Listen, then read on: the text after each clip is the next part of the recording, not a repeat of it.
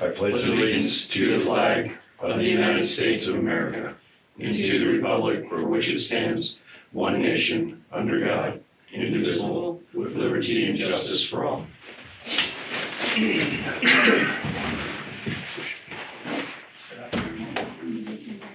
All right. Did you have a chance to review the agenda? I did. I moved to approve the agenda. I'll second that. It's been moved and seconded to approve the agenda. Is there any further discussion? The only thing, and I apologize for this, Drew, and I'm gonna try to pronounce his last name, I'll let him do that later. He'll be in at 10 o'clock. I apologize. No. I had agreed today at 10 and then got him mixed up with a different person from the business council who will be on your February 17th agenda. So anyway, if you would, please give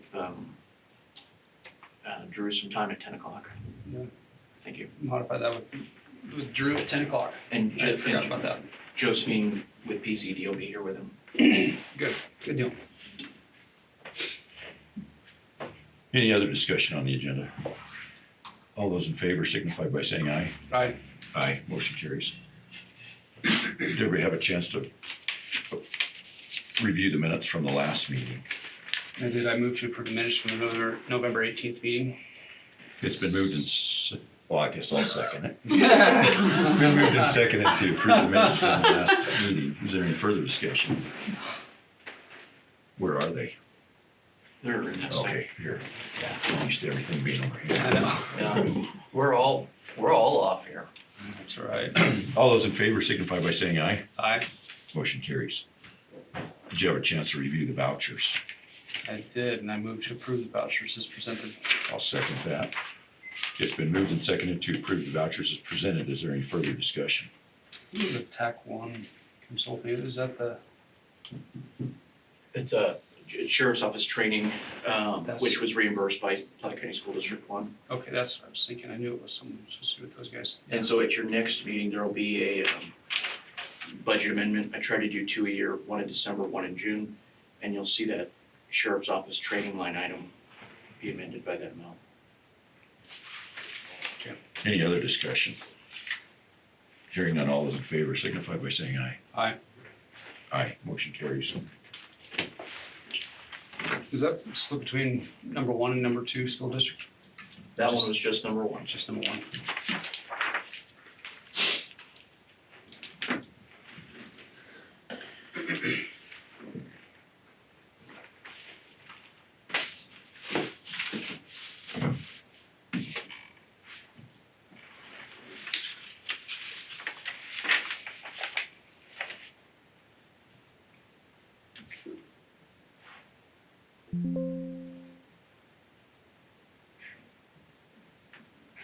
Not me.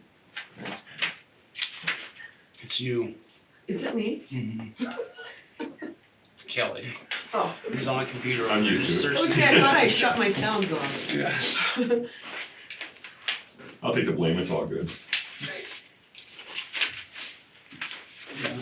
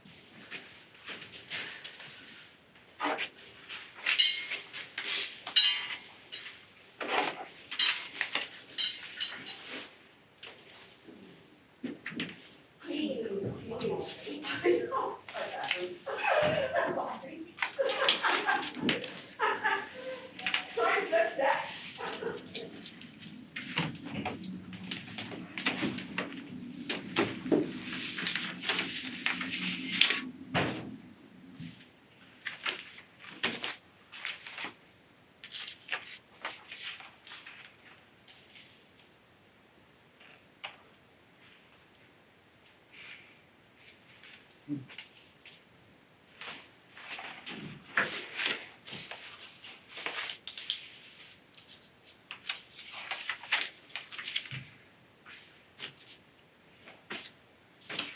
we have a sick leave request. This is the last of the sick leave requests. There was an employee who was injured on the job, and so the request for 96 hours will finish them out through their time that they've been on.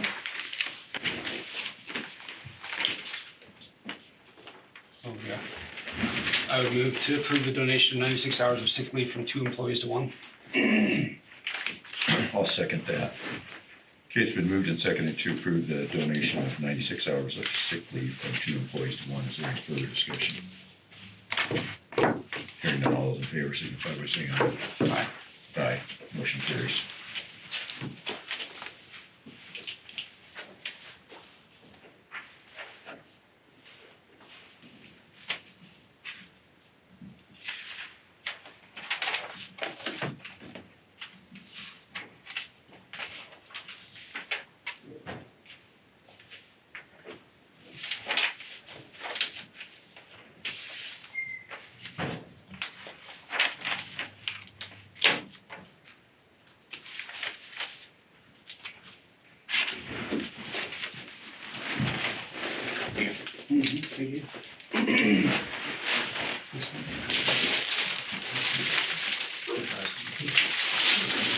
You want to eat jerky? You need 6?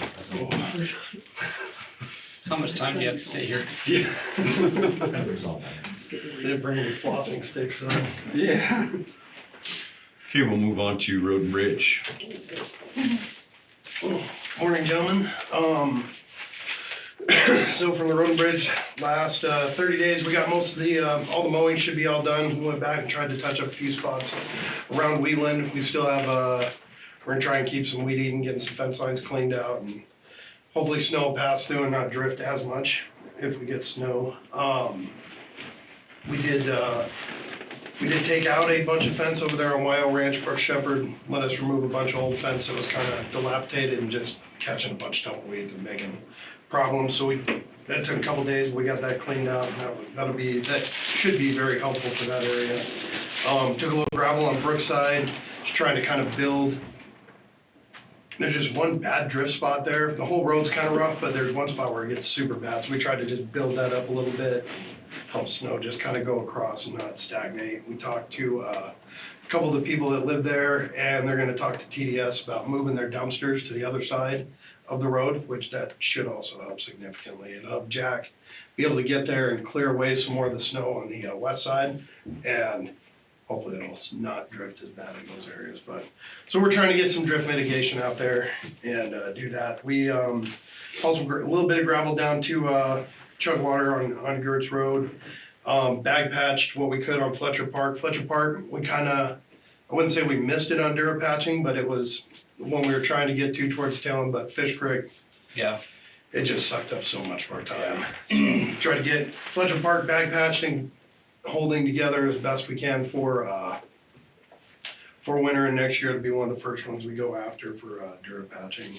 Prepped all our plow trucks, so they're all ready to go, kind of functions checked everything, sanders, plows, and everything so far so good, seems ready to rock and roll, so we're just waiting for the snow now with those. We did some work on Wiedemeyer, just kind of, when you come off Iron Mountain, go through the canyon, kind of just move some dirt up there to kind of fill it and help reduce some of the drifting that happens in there, even though it's not used often. It's at least one less thing Nick's got to try and stress as much down there. Then we've done a lot of sign replacement. So we put a couple school bus stops out on Horseshoe Creek, East Johnson, Red Fox, just kind of all over the place, putting all those signs that have started coming in from the state grant and getting those in and trying to just catch up with that, because there's definitely plenty of those. So in our spare time that we have a lot of, we do signs. Then the next 30 days, just keep trying to clean up some fence lines for weed eating, and hopefully we can let snow blow through more signs, and then hopefully we'll have some snow removal to start doing here pretty soon. Yeah. Yeah. The more prep you do, the less snow you get. You gotta be Yeah, completely surprised and out of town to actually get a snowstorm. yeah. I might just, if it comes down to it, we'll just take everything off and get the trucks ready to do end dump things again and yeah, that'll hit us. Just break the one pin that'll keep you landed. That's true. We could certainly do that. Oh, Yeah, but hopefully it'll come because yeah, we certainly need it. And then I did talk to the state and the sheriff about recovery things. So there was a wreck out on Deer Creek, and really it boils down to the recovery people make the determination if they can do it safely or not. With the state, like on the interstate, what they'll do a lot is if there's a blowover or something, they'll remove the tractor, but that's why they leave the trailer, the box back there. Part of the reason they did that one on Deer Creek in the evening was because of the payload that was on the trailer. I guess they had a bunch of wire and things like that. Probably not as high risk for theft in our area as other places, but typically what will happen is the tow truck will come out, a recovery asset will come out and make the determination if they can do it safely, and if they can do it safely, then they'll do that. The one thing that I did talk with the sheriff a little bit about is just notification, and I guess the state has kind of the same problem, not specifically with the sheriffs, but just people notifying them of an accident so that they can go out and do damage assessment if there's property damage to the roads or anything, so that they can do the damage assessment on that, and then if roads damaged or signs, guardrails, et cetera, then they can bill the insurance as well and get reimbursed that way instead of coming through, which we have been a little bit successful. Like there was a guardrail out on Palmer Canyon that was hit. We went out, we fixed it, gave the sheriff's office the invoice for materials and labor, and then the county was reimbursed that. So I think we're getting there. We just gotta open the communication a little bit and talk so with does that look like you get a radio? I mean, that would seem like it would come from dispatch or something like that. Is that another call on their list when they have something that is overturned that is a problem on our road? I think that is a dispatch, which dispatch has notified me, like, for example, Yeah. that guardrail.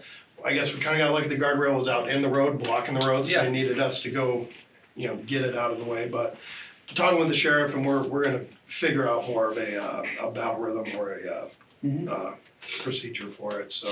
It like gets tight, I mean, that's kind of a dangerous thing to ask for because if you get all the notifications for crashes, your schedule will be very much like a deputy schedule, plus a road and bridge superintendent schedule. Right, so, and a lot of them, like, we don't have to be there on Right. scene, but like, there was a truck that rolled over on Gray Rock several months ago, and, when the recovery went out, they put their landing gear down to flip the truck back over, which their landing gear dug into Yeah. the road, and the way I found out about it was one of my friends works on the fire department, took a picture, sent the picture to my friend, who then sent the picture to me to let me know, like, hey, let your buddy know that we damaged the road, and then that's how we figured that out, like 3 days later. So we're Yeah. trying to work on some opening some lines of communication, what that looks like to get that kind of sorted, but we'll kind of work through that as necessary. Does time and material come into play when you bill insurance, or is it just material? And I think time and material. I think so time and it's- material also. It's total, which is what we did on the guardrail, was these people were out, and it boils down to, the shop truck was out there, and that's worth X amount of Yeah. per hour with an operator, then just a single operator is worth X amount per hour, or equipment that's needed to go out there and do it. So if it's like I a agree. hazmat spill, we have to employ a dump truck and a backhoe and dig and haul and remove, all that's incorporated with operating time. Yes. And I think the particular day that brought up the concern about that, there was the wreck on 26th where Yes, the sir. road was closed, and Yeah. then people were rerouting around Gray Rocks and Deer Creek, and then the truck overturned on Deer Creek. Right. And we did add a little bit more signage and some delineators on those curves to try and make them a little more visible, because they were But, kind of, the local resident that had the concern Yes, was sir. of the cleanup specifically, the safety concerns about it, but I think, where the sheriff's department normally probably would have been out there, and they weren't Yeah. because there was things going on in other places. Right. I mean, it's pretty tough when you have Right. one or two road deputies on duty and There. I know, you and have so, multiple Yeah. accidents. so our options, if we have two deputies on the road and they're both at a fatality, what are our options? Because to me, it sounds like the tow company has the ultimate discretion on whether they work or not on our roads or in our right of way, which I would think that we could ask them to notify us, or at least, especially if we're light on deputies doing that. And I don't know how we maintain some control of that, but I don't know if, it doesn't sound like the decision to clean up the wreck that night was a good decision. And I don't know if us being part of those decisions, at least having the ultimate yes or no, what are you doing out here? And I'm not sure how we get that, if that's somebody from the road and bridge runs out there, or, at that point, if we have all the deputies tied up, is a road and bridge guy out there going, hey, not right now, not like this, or yes, go ahead. And we could certainly do that, so we, like especially on weekends, we, myself, Mark Bowen, if one of us is gone, we communicate who's available, and then we have a kind of a call out sequence of, Yeah. all right, so if I can't go, then Mark's next, and if Mark can't go, or what have you, or the operators in those areas can help with, like in an instance like that, potentially, maybe just traffic control. I didn't see Right. the situation, I wasn't there, but potentially traffic control could have helped mitigate that, which, if we can, we'll certainly go out and help and do that, for sure. So then it goes down to time and materials. If you guys are out there and it's insurance is involved, I would expect that if it's on a weekend or holiday or in the middle of the night, it would be time and a half or double time would be appropriate. And so that might be something that if we had to do that, it might make it worth you going, less of a pain in the butt to go out in the middle of the night or whatever it is. Sure. What do you think? That's just, Well, as far as determining when yeah, they can and can't clean up the accident, I think, based on what you said, there were concerns of what the load was. They didn't want to disappear over the night, and if we restricted that, would we be liable if something I disappeared? don't think so. overnight? I don't think I don't so. know.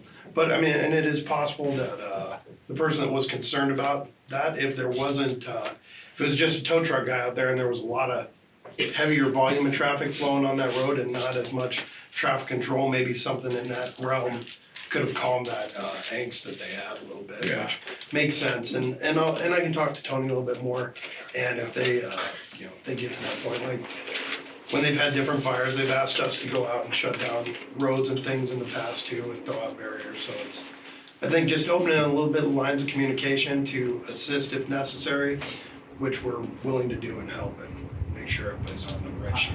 I'm even looking at, this is completely from our side of things, that's somebody else's who we're responding to. I would almost track time on it anyways, so, and put that towards insurance. Yes, sir. I don't know if that So is like like. you're saying, if we have to send guys out for traffic control on a wreck, that Yes, should be included in insurance. or if they're, not necessarily if there's injury involved in it or something like that, but the cleanup certainly afterwards, to get the road back up to a drivable standard, I would expect that to be Yes, sir. and we might pick up on that. That might just be something we haven't done in the past. I don't know. But it might also be a big pain in the butt and I haven't thought it all the way through. So, Fair. Yeah. But it's definitely something we can certainly look at, but from like the road and bridge perspective, it would be nice to know, especially if there is Yeah. property damage to the road or signs or anything like that, so. I agree. So were you guys notified of the wreck on Deer Creek at all? So that's probably where we're gonna start. That's exactly it. Yes. Which, and I've talked to the sheriff and we're gonna start working on those lines of communications. He told me, and he's got my number and all that, so if something like that does happen or they need, we're here to help, and we also need to go do an assessment as well, for sure. So we're working on opening up those chains, and then if a situation arises, we can discuss it, like here's time that we spent, or how do we wanna approach this, and we can certainly do that as well. We end up paying time and a half anyways for it, Yes, sir. So, Thank you. Yep. So there's that, and then I brought Leanne today. As we all know, she has been doing very extensive research on all of the county roads. So what we've kind of got together right now is the some of the fruits of her labor, and really we just kind of wanted to open up some discussion, and I'll let Leanne do most of the talking. This is kind of her baby, but what we've kind of looked at is what she's done is gone through and looked at kind of some of the, I guess you could call it the administrative information on roads that are lacking. So some roads have multiple road numbers. We've gone through and a lot of the dirt roads don't have necessarily speed limits assigned. Granted, not every one of them, you know, for example, Antelope Gap 110 Alpha probably doesn't need a speed limit, but if we were to ever develop that road more, we could just, if we do like a blanket speed limit for all of the roads, then we don't have to kind of backtrack on it later. And if we were to develop that road and do more with it, then we can just put the sign up and continue on. So kind of what we've started with is Chugwater. We have Chugwater, North Wheatland. We're wrapping up Guernsey right now, and then we'll get into Glendale. But this is just kind of a snapshot of Chugwater, and then kind of just wanted to bring it to you gentlemen, and then figure out a way ahead on what we would like to do with it all. So this is a quick snapshot of Chugwater as a whole. So Nick, it shows Nick's road miles, gravel, paved, total, and how many roads he has. On the map, yellow are right-of-ways that is really nothing there. And then, Oh, wow. yeah, it's kind of, some of it gets pretty interesting. Sorry. And then some of them are we broke it down basically road by road. So we can go through, it gives you a quick snapshot of each road, some of the discrepancies, and there are a few that are okay, and we just, could potentially assign a speed limit to it and call it good. But we wanted to give you at least the Chugwater area first, start from the south and work our way north, and then we kind of figure out how we'd like to look at the rest of the North Wheatland, South Wheatland, Guernsey area. So what's the green? The green is what we actually actively maintain. Maintain? Yeah. So have you found any green that doesn't have yellow underneath of it? Well, That's Yeah. my biggest concern, I think, because I know, TY looks pretty good. And then what you're seeing on there is red. Those are ones that we are maintaining, but I can't find proof that they're actually ours. That's what you're talking about. well, that and do we have an easement for everywhere we have a road? Yeah. Oh, that's right, yes. And I don't think you guys would know this, but that was one of the things we talked about doing, is making sure our roads are actually on their easements, because we know in several places they're not. And we addressed some of those. Yeah, and that's an email I've had with Chris and Leanne a little bit is, we surveyed Grange Road last year to verify that. Sorry. And we do need to make some adjustments. So I would say that the juice was worth the squeeze. So I think the plan going forward is, if Chris plans to maintain or do significant maintenance on some road in 2027, Yes. he should get that work rolling in 2026 to have the survey done, and hopefully down the line, we have your portion of work done before we do the chip seal or pavement or whatever it is, major maintenance on those roads. And so that is hopefully the way we go forward. I think red will be our starting point. These red areas will be our starting point. And then I just don't know of any other way.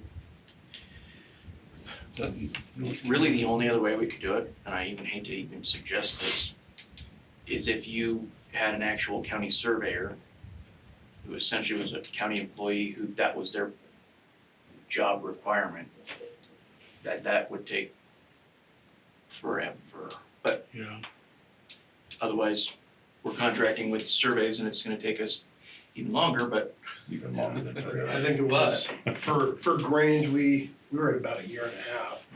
We actually got the survey right after we were done chip sealing. I think it was pretty close, and there was still some questions in there, especially like down on the curve, on the curves going through the southern end where they were like, we can't find anything.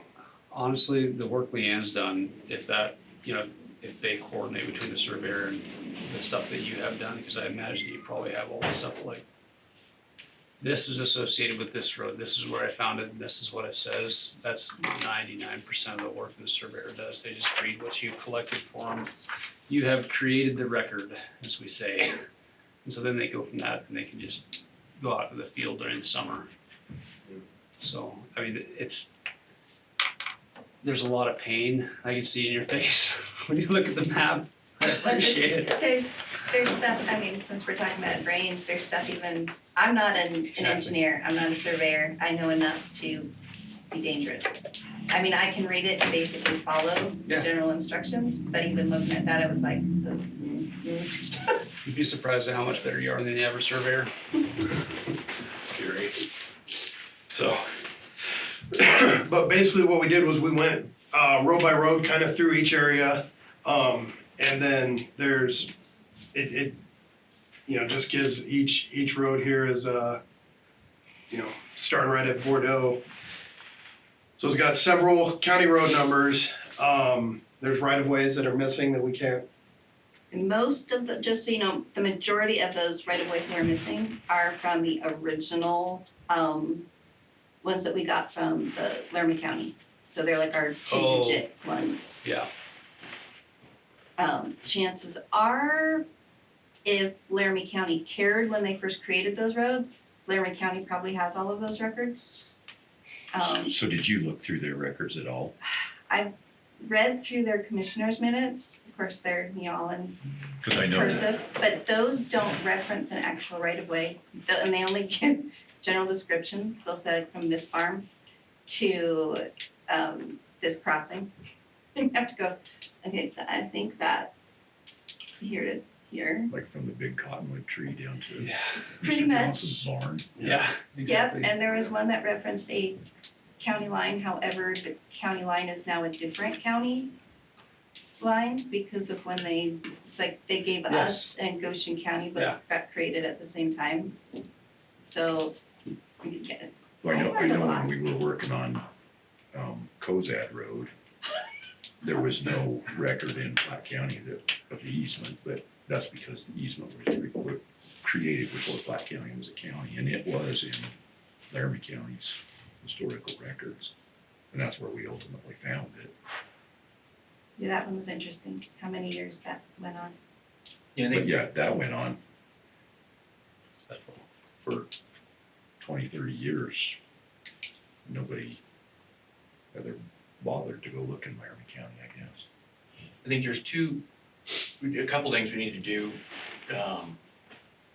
Essentially what Leanne's done is compiled a list of what your commissioner records show, which is, that's the really hard work, because you literally just have to go through Started from book 1, page 1. every proceeding Yeah. and work your way through it. And so now I think we'll need to get her in the land records, those indexes, and like the Bordeaux right-of-way that's missing. Nobody said that. I think that was conveyed from the state of Wyoming. I can't, that's my gut feeling, but if it was, that would be in the land record portion. And so I think that's our next step, is to try to fill in some of those, like the Laramie County ones, work ARCA search, but I'll tell you what, she's already done the hard work. It, believe it or not, gets easier from here, Leanne, I promise. But it's daunting. Yeah. Where do you start to rectify issues? So let's say we go through the land records, Laramie County records, and there's still 1 mile of this that we don't have any idea of where the record is. You guys are gonna have to do some work to get it declared, right? And so that's the intimidating part, I think. And basically, we have a slide like this for every road. And this is, that's what County Road 195 in Leanne's records looks like. There's nothing there, it's just a right-of-way. So some of these, part of this is two-track, Yeah. part of it's nothing. There's some questions of, are we interested in keeping this? Is it something that we want to just get rid of? Which I know is a questionable subject.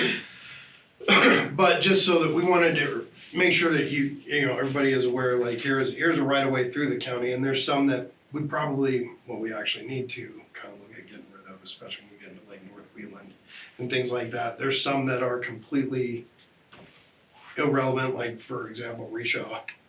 There's a weird spur on Reshaw that goes right through some people's driveway that stops just right in the middle of their property.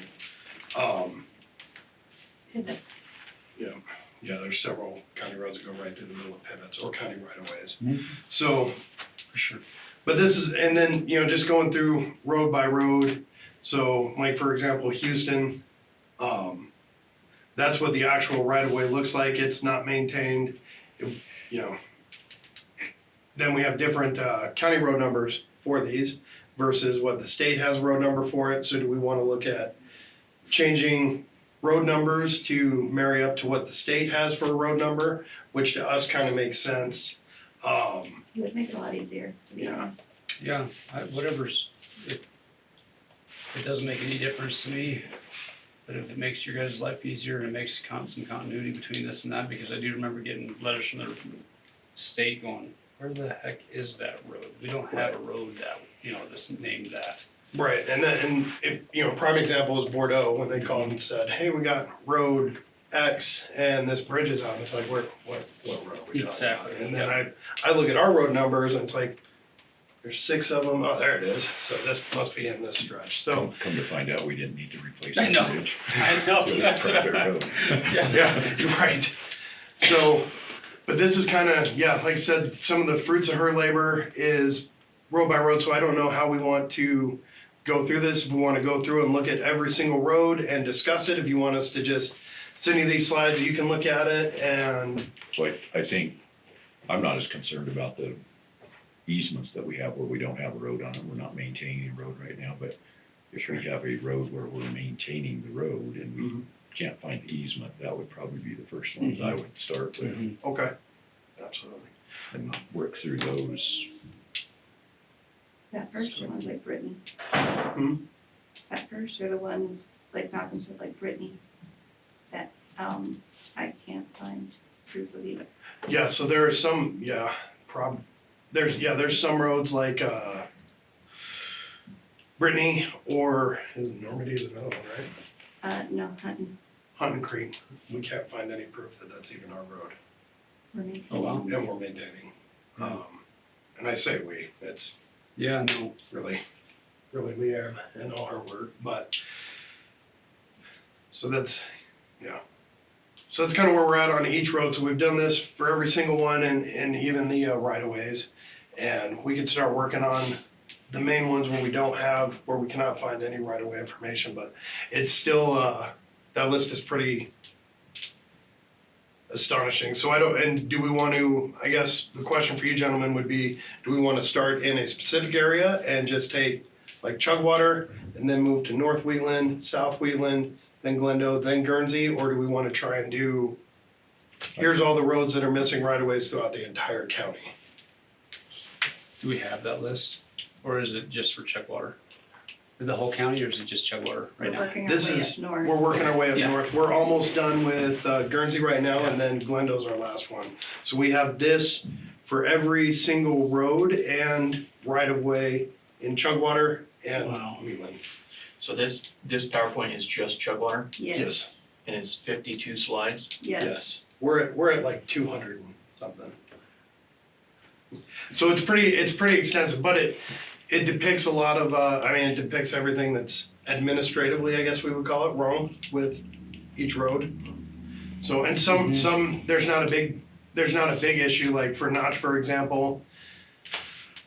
There's a portion that's not maintained, but it shares a county road number with Goshen Hole Road, and the state doesn't have a road number assigned to it, so, if we wanted to try and change that road number to marry up to what the state is, then we just need to talk to the state engineer's office and see if they would assign a road number to it, and if they will, then we can change that.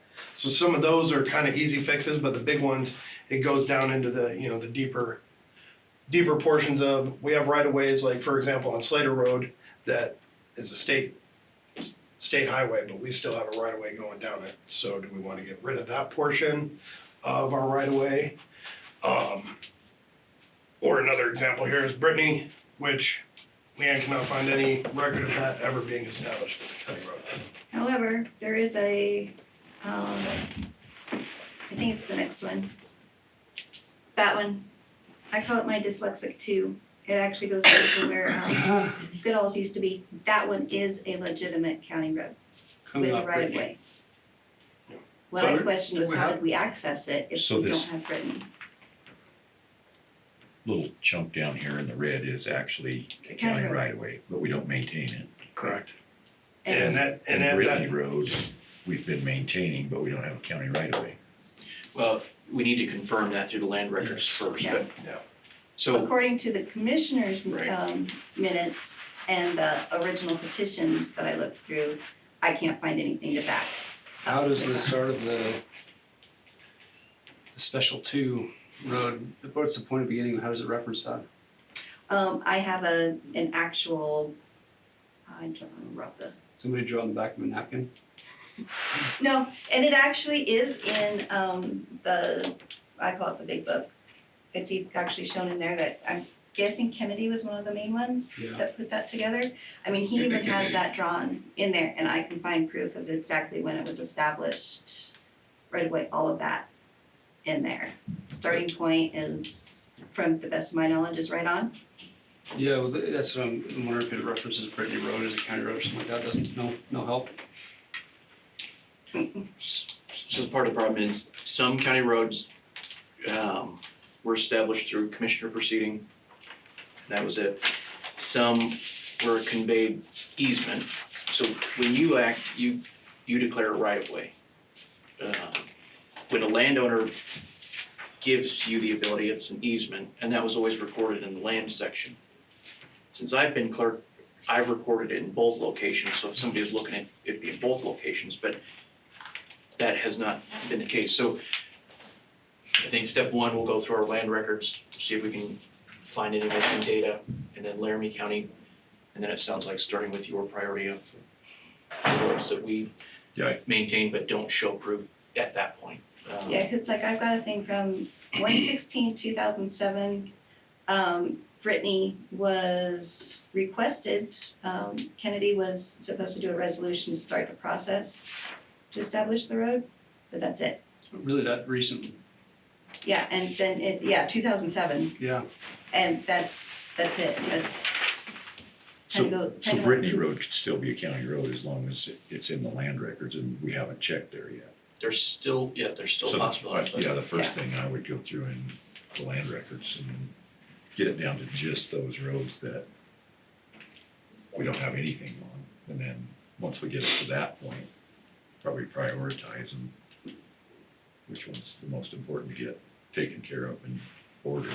Basically started Go the from there. records. And, really the last time anything like this was done was when Ken built the road Bible. Lots changed since then. Really, the way that Leanne's organizing it, it's going to allow us to put this into a GIS system. Laura's works with Jordan to get ArcGIS license rolling, so she's gonna be able to start building some layers she's starting with a zoning layer and then potentially a road layer.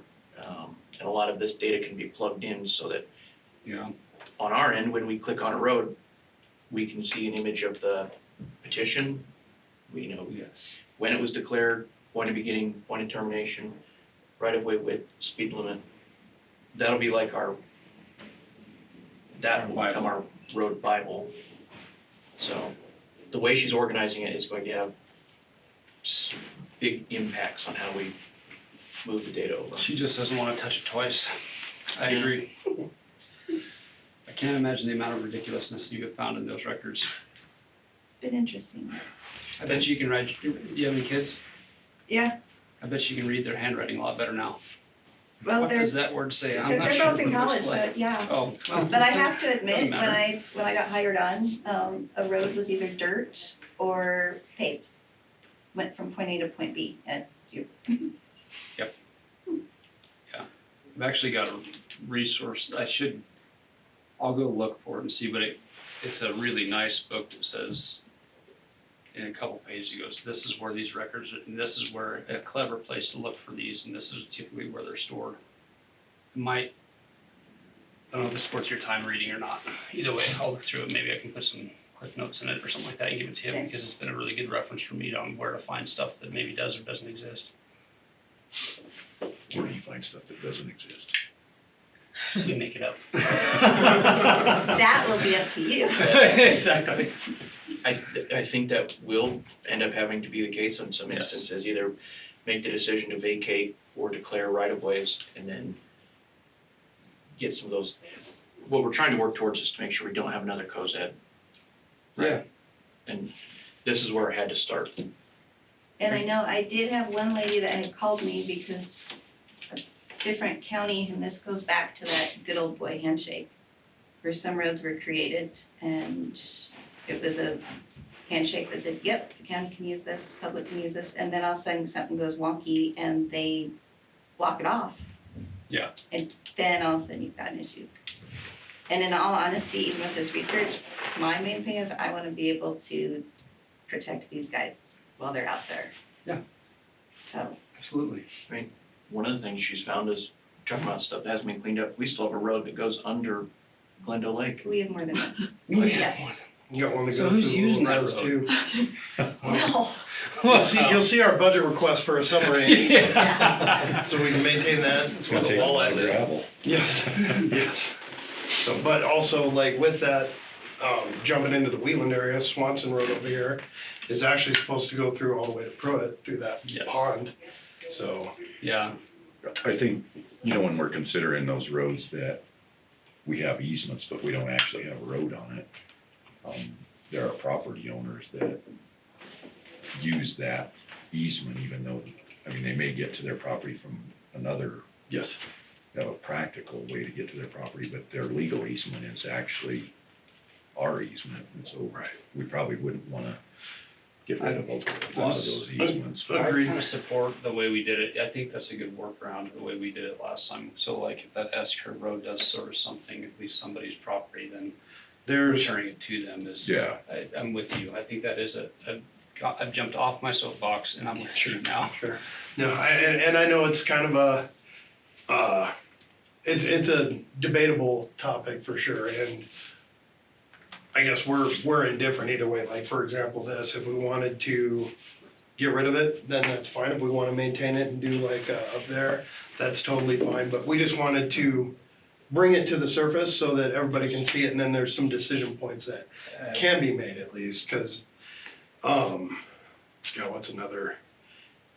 If you go down towards the southern portion of Chugwater, which is towards the tail end of this, like there's some interesting easements and right-of-ways that go through and connect different things that are not used, which could be advantageous in the future for whatever, if people want to whatever. subdivide or what have you.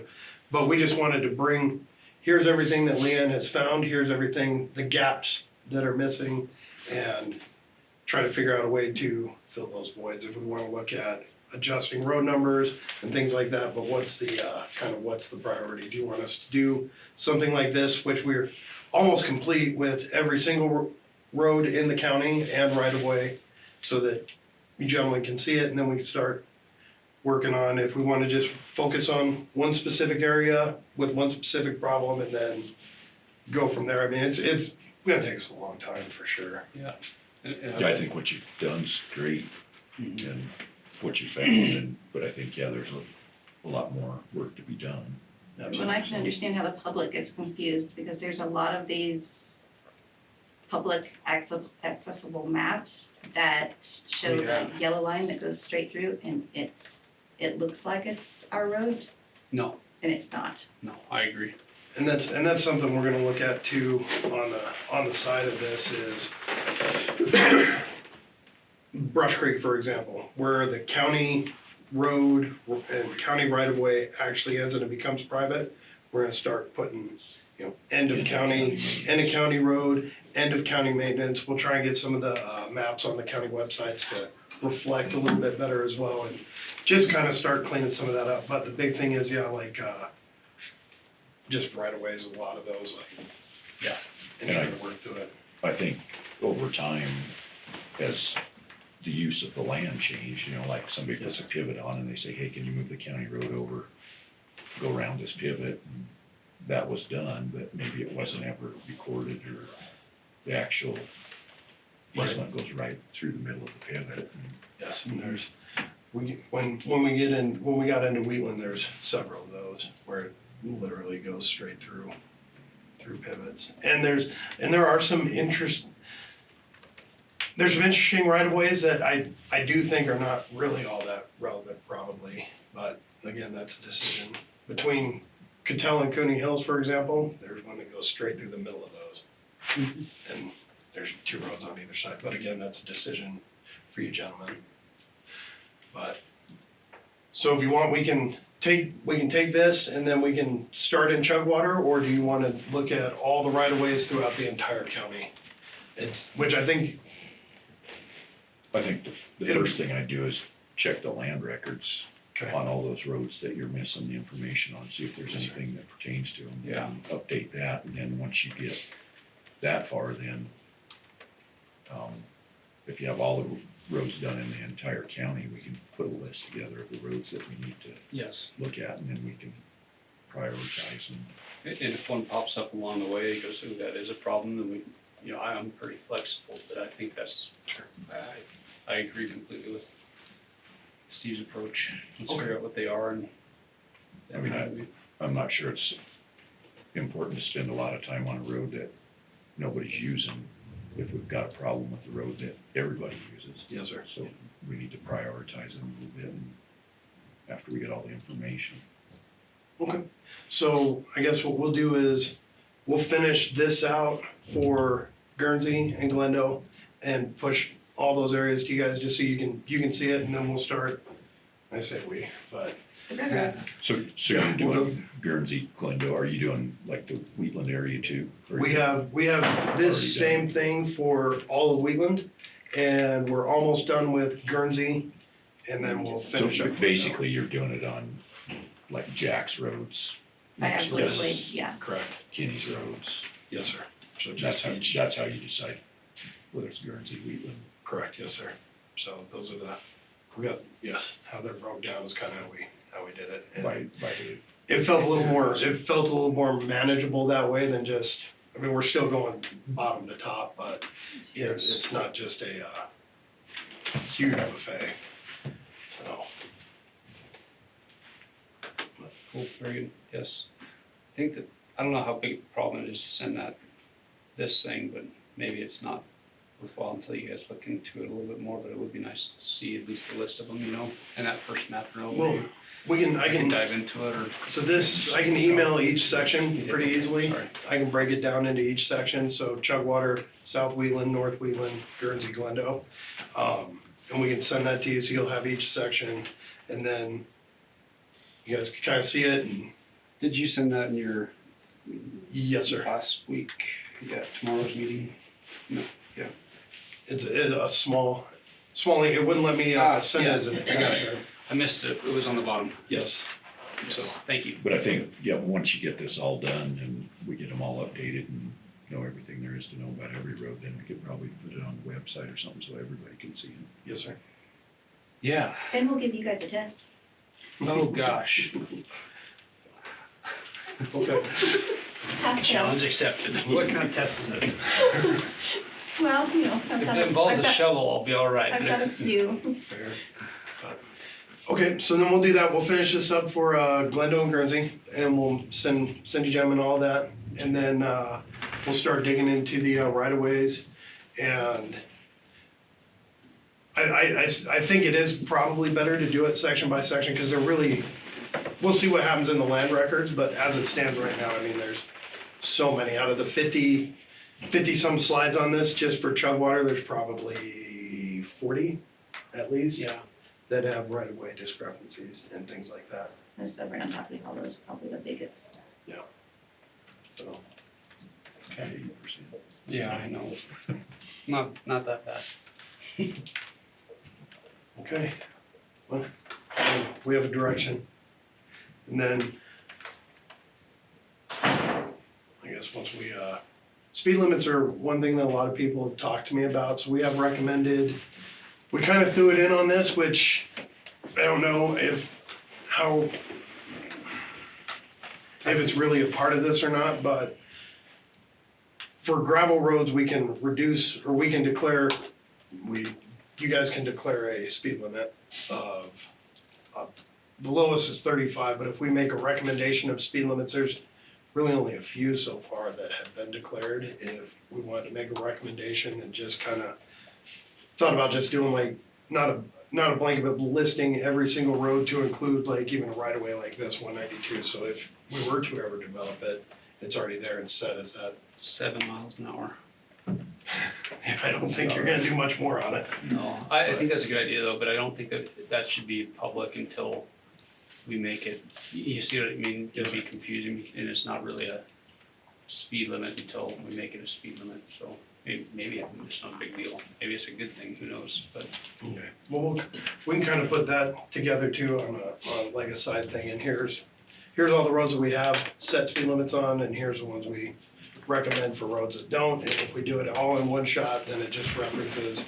Yeah. Because right now, I think there's like 7 different areas where like, this road was declared 40 miles an hour, and then there's another one where 20 roads were done. We have it all in one shot, I think that might help. One place to look. Yes, sir. Yeah. So. Okay, we'll work on that too then. Awesome. So now I just have to be taught how to look at the land record. If you got the commissioner minutes, Yeah, trust me, you're way ahead. land records are easy.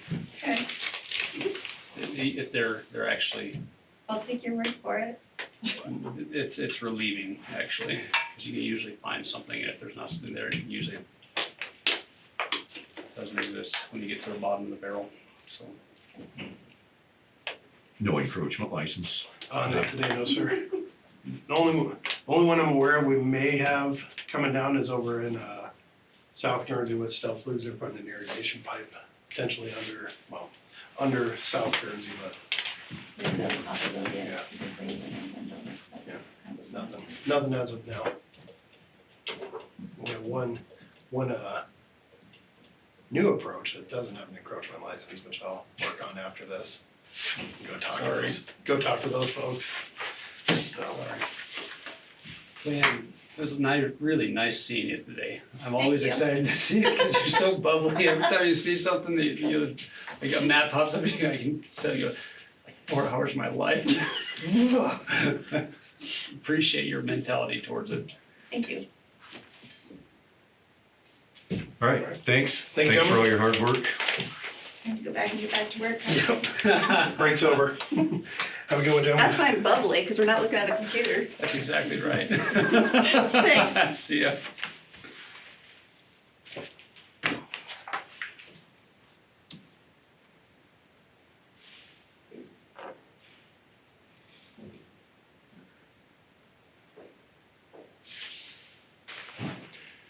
What's going on with the town of Wheatland? Honestly, everything's going pretty smooth at the moment. Your 16th Street's all finished up. Well, we'll say yeah, but we got some items we're gonna identify to bring back to the contractors for the spring to fix some concrete issues and some sidewalks that have been identified. So now it's just odds and ends, but yeah, the majority of it is complete for now. Is it going all the way to Maverick? Or, Is it? is it? Yeah, I can't No. remember. No, it's stopping. Originally, it was supposed to cover the entire 16th Street That's what I up was to south. Yes, That was the original plan. Yeah. But delays, time, money, cost, they stopped it where it is now. yes. And that's where we're done for the moment. Good deal. Water tower's good. Yeah, We have applicants coming in for Councilman Allison's spot. You know, he stepped down. I didn't know that. He resigned. So we have applicants coming in for that right now. What's your guys' process for filling a vacancy? People coming in, putting in their applications and interview process with the council. So that, council has to vote. Yeah. They fill their own vacancy, because they're nonpartisan. Nonpartisan. And that's where we're at with that, so. Any specific questions for me? I tried to do my homework before I came in today.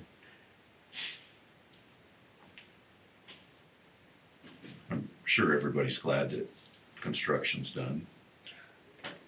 There's been a lot of relief on that from people trying to circumvent the construction and impeding their right-of-ways Yeah.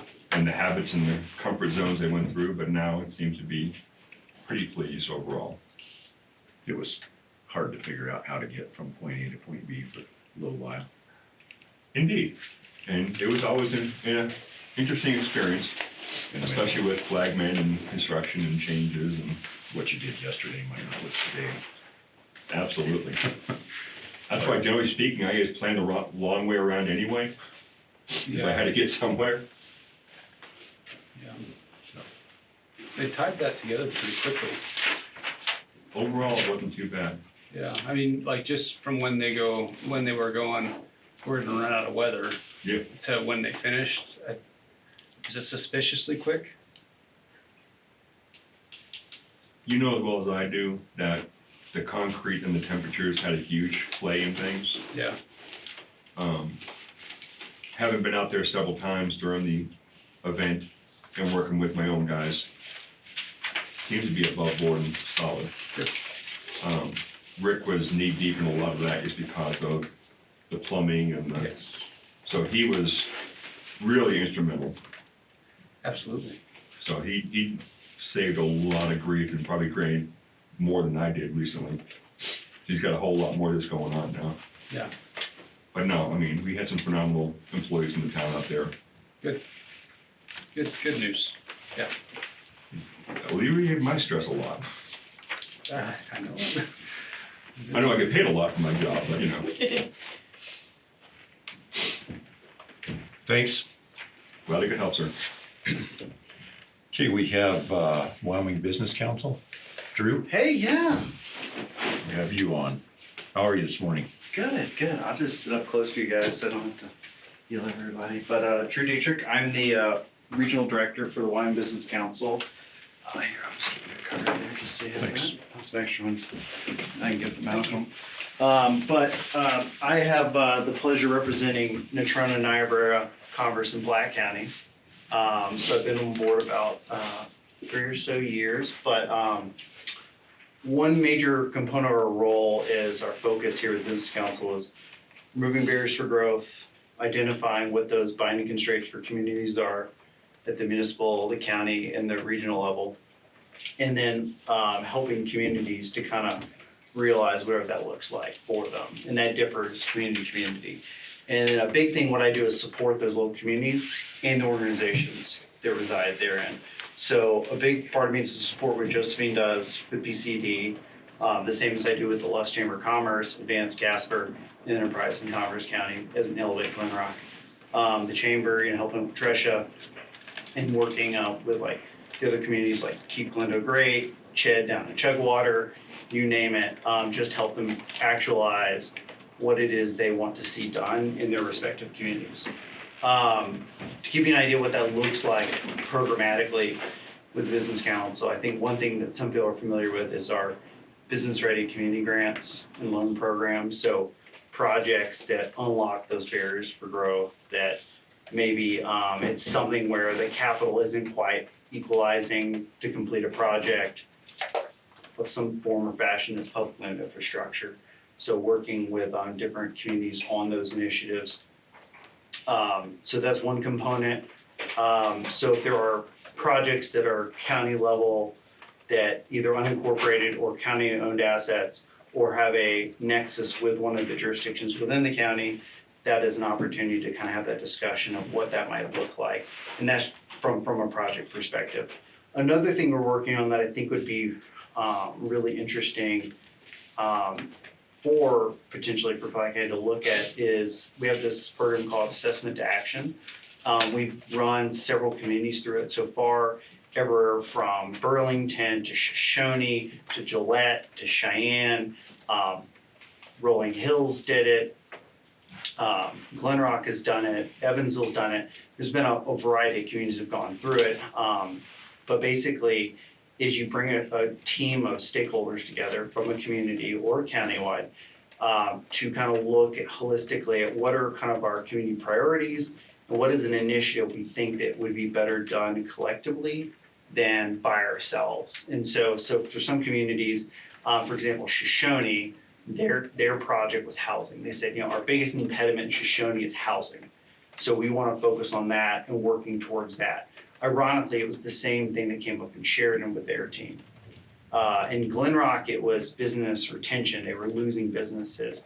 The joke that was presented to me was, we have 9 bars and 2 restaurants. How do we reverse that? And so they were looking how to retain and grow our business infrastructure here in Glen Rock. Evansville is looking how to reprioritize their growth pattern, because they look like they can grow, but they're a little constrained. So they're trying to figure out, well, you have 200 developable acres. How do we maximize that? And so every community has had a different lens through which they've looked at this program. One thing with Platte that I would love to see, and I'm saying this just as food for thought, digest it and think about it, is to work with the 5 communities and the county as a team to say, what does it look like for the county as a whole? Are there alignments? Are there things we have in common that would benefit all of us that are that go across jurisdictional boundaries? So just something to think about. It could be things like housing, for example, wayfinding, tourism, things that would benefit everybody collectively, but something to think about. Another thing we're working on is, in partnership with Harvard, we have research teams piloting right now with 6 communities.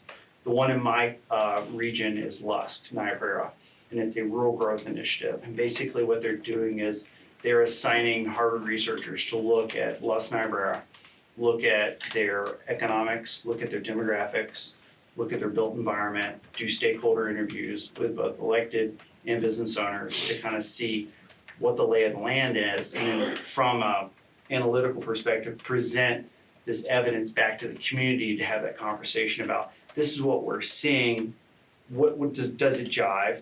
Like, just because we pulled the data, does it even look, what does that look like in real terms on the ground?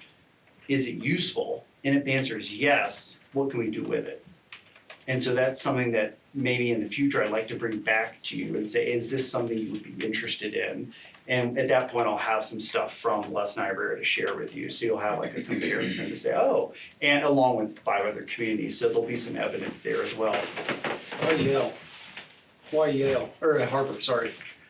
We had, this is 4 years ago, they did a RFP for a research organization to do a third-party study for the state. So the study that came out was called Pathways to Prosperity, and it was a study done, and I can share this with you guys.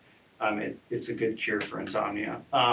But it basically did a study to kind of share like historical demographic growth, why the state's population has stayed where it is, what does economic diversity look like in real terms, what has been the breadwinners, what has been the things that have maybe lost employment, what has gained employment, where have we seen growth, where have we not seen growth, and it's about a 100-odd page report, but I'll share with you if you're interested in it, you can take a look. But they had this relationship with the Harvard Kennedy School, the business school, and a subset of that is leading economic growth, and they study and do growth projects across the country.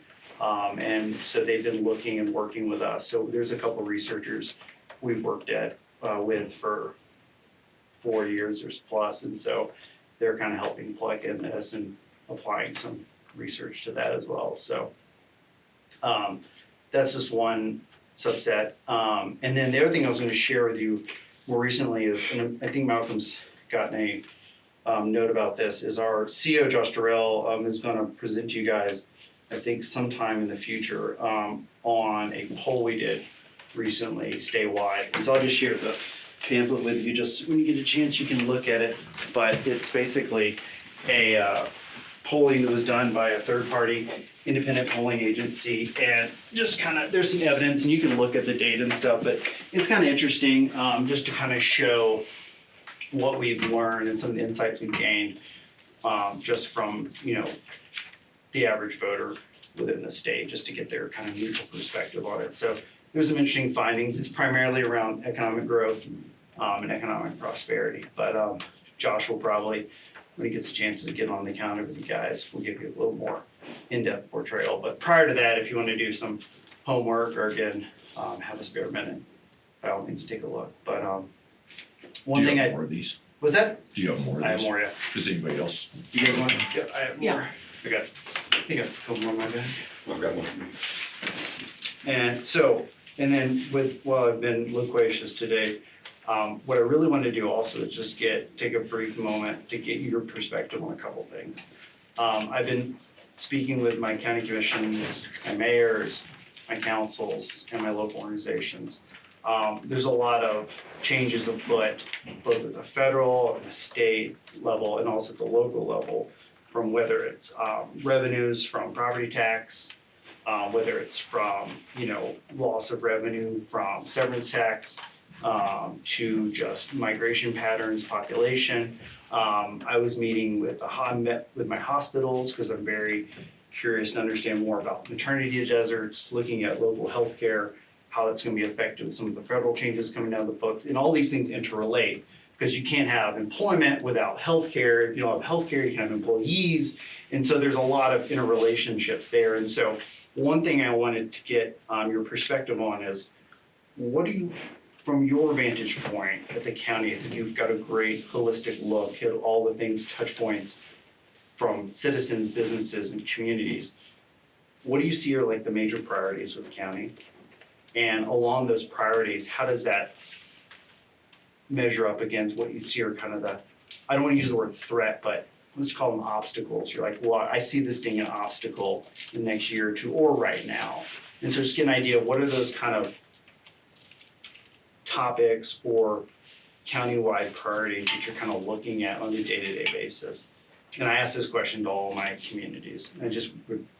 But I think for me at least, the priorities are providing those services that we, the roads and the sheriff's department, and all the services that we provide.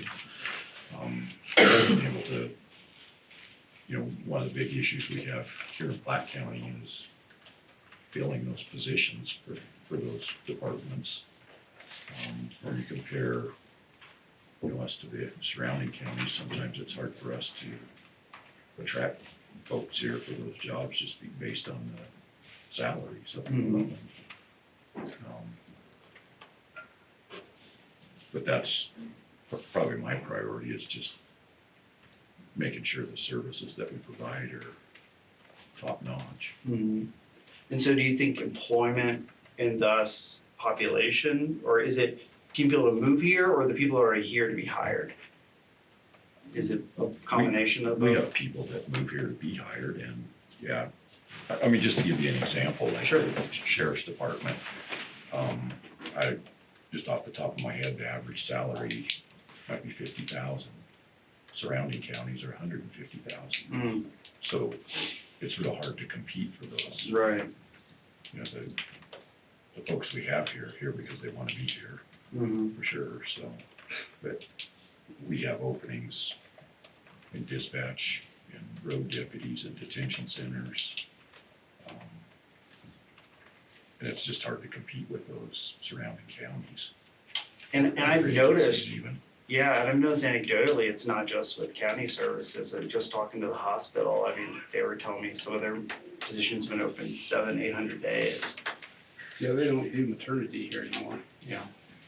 That's a big deal. Mm-hmm.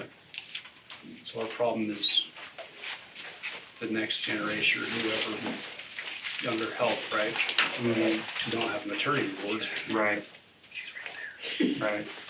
Well, that's being filled up by like midwives and stuff like that more than you think, which is great.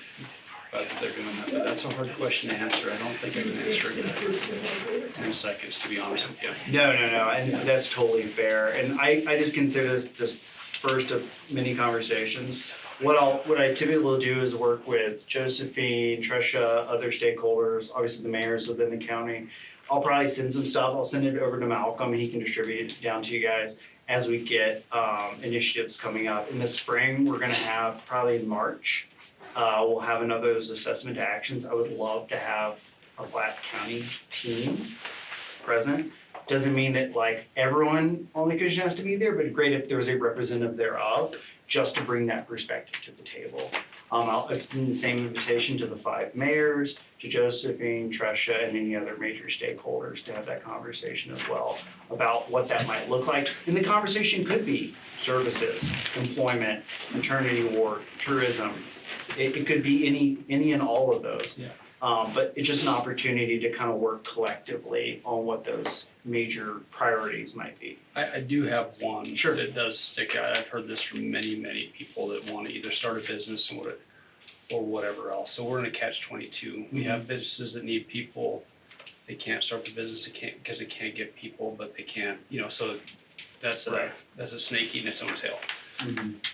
The problem that I have seen heard vehemently from everyone that I talk to that has an idea, that wants to start a business, that has employees that want to come up, is either a regulatory no, or somebody outside the business telling them no.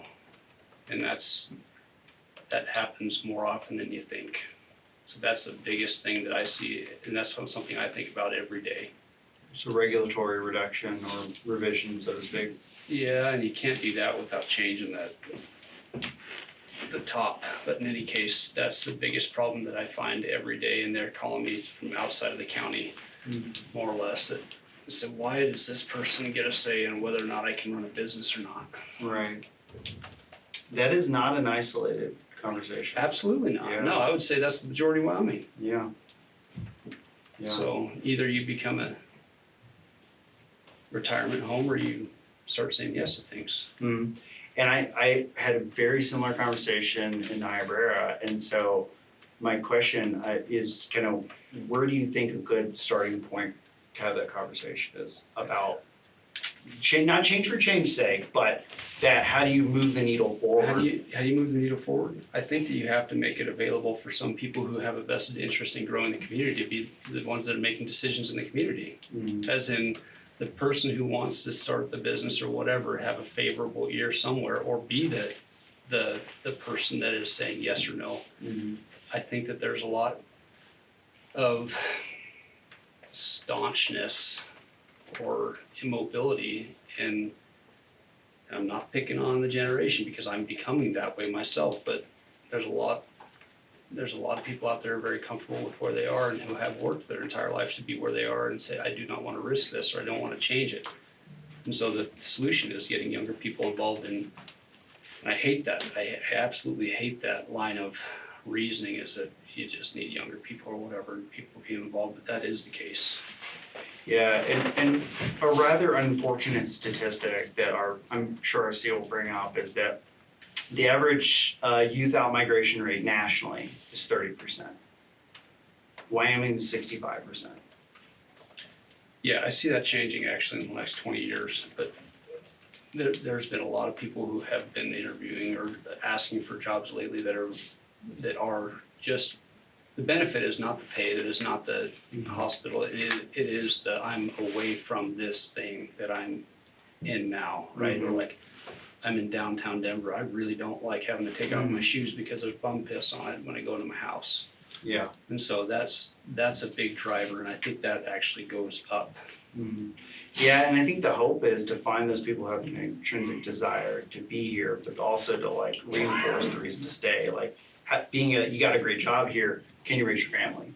And so that full suite of life, making sure that the amenities, the quality, the safety, the health, that it's all being reinforced. Yeah, I agree, and that doesn't start with the government, it actually stops with the government. And so from my seat, I'm going, how can I get it out of the way from somebody to Right. start a business, right? Do I wanna make the decision whether or not you put a daycare Mhm. center next to wherever? Obviously, you have a vested interest in that business, and so you probably have the most to lose from putting it in the wrong spot. Right. Or maybe you're putting it in that spot because that's what the rent you can afford is, Mm-hmm. right? Yeah. So you can't, the fallacy is that we can make those decisions, but we can't. Yeah. That has to come from somebody who actually wants to do the work. So do you think that growth, change, do you think it is the impediment as a mindset? Do you think it's geography? Do you think it's economics? What do you think that kind of impediment is? Is it getting the right people in the right place? I think it's honestly natural resources in Wyoming. What do you have? I think it's all of the above. Yes, all of that, but more or less, I mean, there's a mindset, people don't want change, but then you also look at the geography and the climate. Mhm. I think we're restricted here by climate, Mhm. by climate, yes. specifically the wind. Right. I know a lot of people that, have come to the community, spent a season here and then left Yes, just because of that. Mhm. No, I think. which is fine, that's great. If you are not happy here, I would rather not have Platte County full of people who are just depressed and unhappy all the time. Right. So when you talk about these studies and Mhm. initiatives Yeah. and you have the findings, like you said, Yeah. there were findings, we need more housing. Mhm. Do you have any examples of actual outcomes from that? Is there, Yes, so one specific example, regulation is a good one for housing. In a lot of states, and I'd say this statewide, not locally, statewide, Wyoming has had this mindset that we already have low regulations as far as housing. But when you actually look at the actual regulations, it's actually far more restrictive than other states. So Cheyenne actually went and revisited their entire building code and their housing code and cut out a lot of, for lack of a better word, red tape, and has seen almost double building applications Oh my for goodness. housing as a result of evaluating this. Who'd have thunk it? I know. That's crazy. Yeah. That's crazy. A guy who wants to build houses, you make him spend most of his day in the courthouse?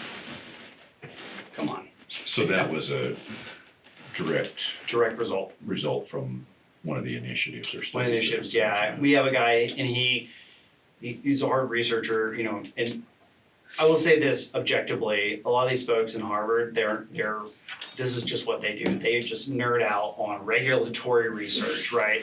It is about as apolitical as you get. It is, let me look at zoning regulations and find out what is the fastest path from A to Z. You have too many letters in between, at some point around J, K, the developer drops out. And so trying to shorten that window, de-risk it for the developer and make it like, does this regulation make sense? Like, if you're like in just a litmus test of like, does it make sense? And what they found is a lot of it doesn't. It was agree. put in there, or my favorite, copy and paste, Yeah. right? You got it from some other place and you put it into your regs. No one ever questioned it, Yeah. except when you actually wanted to do something. No, I completely support that. Yes. So that was one thing, just regulatory review and kind of like discussion and kind of facilitating that. I would honestly the reason I asked why Yeah. it is Harvard, because I think you can get the same feedback from a group of people around here that would be much better feedback saying, just going, hey, you wanted to start this thing, why didn't you? And then you can address things that are very specific to Platte County, going, this was the actual thing that kept me from doing this. And if we remove that, then maybe I can commit to doing that. And that's similar to what the assessment to action is. It's a local team, local perspectives, and each one, and because there's a point where it would be awesome to have like 10,000 people on a team, but not very efficient. But each person there represents a constituency, and then they can go back and derive some of that feedback. And then our rural growth initiative, a lot of that is local outreach, local research. Like I went and sat down with the Niobrara Hospital and said, hey, talk to me about your coverage provisions. Well, come to find out, 60% of all hospital visits in Niobrara County are Medicare, 10% are Medicaid, only 30% are commercial insurance, which means that 60% of your population is old, elderly, retired, 10% is below the poverty threshold, and only 30% is working age, which is a very different dynamic when you're talking about how to prioritize action. And so we're looking at some of these things in real terms with locally generated data, not, Yeah, no, I agree. Yeah. Yeah, and so that's another comparable, I guess you could say, like parallel and concurrent thing that we could work on too, of saying like, what do we know? And if we know this, what is it telling us? And then based on that, is it something you can take action on? I.e. regulations. yeah. That's something that, I mean, other than staff time, is relatively free to go and. Absolutely. I take back my enthusiasm. It's time, it is sweat equity. It's harder than you think to Yes. change regulations. No, for sure. And then some other communities, like Shoshone, realized that, hey, they had city-owned property. Well, if I can put that down to a really low price and we can get the infrastructure there, all of a sudden, that's a much more palatable opportunity for a home builder. So they identified housing, not strictly just regulation, but also infrastructure and de-risking it. So are they in the housing business now? Well, I mean, as much as a municipality can be, in terms of, lowering the barrier for a home builder to come Yeah. in from the private sector. And Sheridan, the same deal, they've had huge cost escalations, so they're trying to figure out, like, can we build workforce housing, not just for wealthy people who want to go watch polo, right? Like, people actually want to go to work every day. And so finding what that looked like, that was part of the conversation. In like Glen Rock, it was businesses. It's like, we have a nice downtown, we want to make sure businesses stay and grow here. What does that look like? And so that was a conversation, and they didn't have a listing of all their businesses. So one outcome of that was just, who is actually here? And what kind of businesses do we have? And that was just ground truthing, so to speak. And so another one like Evansville, talk about services. Theirs was, how do we afford police? Because again, Evansville, as soon as they hire a policeman, they go move to Casper, get hired. So how do we keep our police force? How do we keep our fire department? Not just like to actually provide the service, but to sustain the service long term. And so that was another conversation, working with Bar None. They want to get a police department and they just got a fire truck, but how can they afford both? And they just lost their elementary school because of budget cuts with the school district. So Yeah, that's Yeah. right. yeah, so all in real terms of having these conversations from a very like problem-oriented conversation. It's not a preference, a priority, or a personality. It's what is the project, what is the thing we want to work on that is tangible, and that differs communities. I have noticed housing seems to be pretty in vogue right now, but for other people, it's a water infrastructure. So that's another conversation. Some people are hitting their caps. Yeah. And that's a barrier to growth. You could grow, but for water. So in those regards, I would just think, and this is, again, an ongoing conversation, working with Josephine, working with Malcolm, like having these additional conversations. I'm gonna have the same conversations with Josh and Eddie and down in Southern Platte, and just say, hey, what are you guys seeing in real terms? What's the pain points? And I'm sure somewhere there is a common denominator, and working on that. Yeah, I agree. And then from there, I'd say, from where you guys sit, what do you see the county's role in terms of growth? Do you say it as, hey, let me get out of the way? The best thing I can do is not to slow down. Is it to come alongside and support? Where do you see the county's role in growth and effectuating change? You see, we've been talking about it for the last 20 minutes. Changing mindsets? No, not changing the damn thing. Letting people, if they would like to invest their life to doing something and trying to make money at it, by God, let them do it. Get out of the way? Yeah, get out of the way. And then provide the services that we're Exactly. responsible for. Exactly. So we need to make a road for you to have a business. We need to make sure that there's a sheriff's deputy out there that, in the event that you have a wreck or a loss of life or property, that somebody's out there to provide assistance. We need to have a hospital, but that's out of our control. So we do roads, sheriffs, and very basic services, and let you guys figure out the rest. And not to get too in the weeds, but relative to service provision, does it come down to dollars and cents? Is that the true impediment? Is it a financial impediment of, we have this much revenue, we're running up here, like, we can't financially compete? Or is it, we have to revisit the ways to compete? Like, what does that look like in real terms? Real terms, we're broke. I mean, we're not broke, but we cannot, as Steve said, we can't compete with a salary that's $150,000, even though our guys earn it just as much as anybody else, Right. probably more so. When you're out with 2 deputies on the road, you are in much more danger to yourself than you are with somebody you can call back up in 5 minutes. Mm-hmm. As growth scales, I don't think there's a different relationship in how much services we provide, and so we just try to do the best with what we have. And thank God we have people who actually want to work here. So another thing that I work on relative to our agency is I work on a statewide fiscal team. And it's taking a look at our fiscal system and looking at it from basically 3 layers: state, county, municipal. But what does that look like from a revenue expenditure perspective? What I'll do is, we've done a lot of research. I will send you some of the stuff. You can take a look at it. If anything is of interest or you'd like to know more, I can come back and present more like the PowerPoint version, and we can have that additional conversation. But I've heard this from multiple parties. And there's a point where you reach like a critical mass of, you can't make that revenue back. And so something has to start going, and no one wants to get to that place. And I have the lowest population county in the state, Niobrara, and they, as you guys know, I mean, razor thin margins. And I don't think anyone wants to or needs to live on those margins. And so we're trying to look at the fiscal system to kind of say, hey, what is working, what isn't, and why? But I'll send you some of that information. Take a look at it. I love your feedback. It's a living document.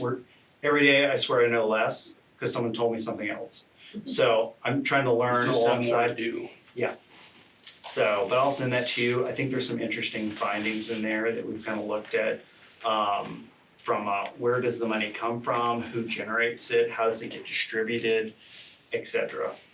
So there's some good stuff in there, but I'll share that with you as well. And so I'll send you a bunch of stuff that you guys can kind of digest at your leisure offline. And then I'm here for you whenever, so you let me know and I will come down and visit with you. Just give me an hour and a half and get here in an hour and a half. So that's the only notice I need. So other than that, but just appreciate your time and appreciate what you guys do.